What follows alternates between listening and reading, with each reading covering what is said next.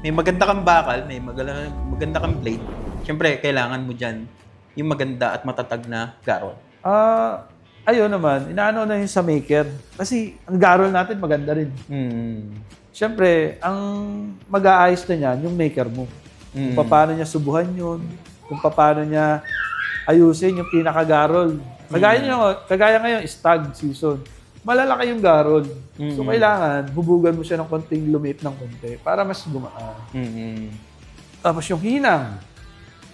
Maganda yung hinang ng magagawa din eh. Kasi iba din yung hinang niya. Hindi siya basta-basta natatanggal. Isa yun sa kailangan sa tari. Kaya medyo maselan tayo pagdating sa tari. Hindi talaga ako nagtitipid. Tama. Pagawa pati ako ng pagawa. Lalo na pag may mga big event. Oo. Yan, nagpapagawa ako ng tari para dyan lang sa labanan na yun. Kaya ako, pagdating ko sa labanan, loob ko.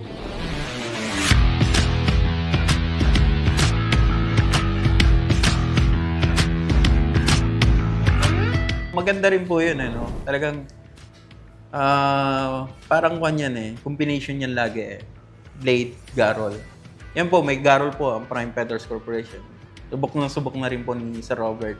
Yung garol po natin. Maganda talaga. Oo. Tsaka magaan siya. Magaan, tsaka solid talaga.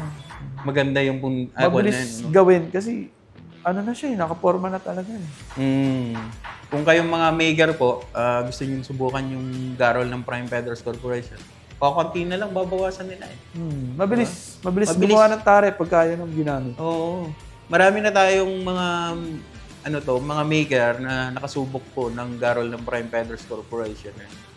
Yun nga, yung napakalaki ng naitulong sa kanila sa paggagawa nila kasi mas napadali nga naman talaga. Malinis na kasi. Malinis na. Hindi mo na huhubugan ng sobra. Konting bawas na lang.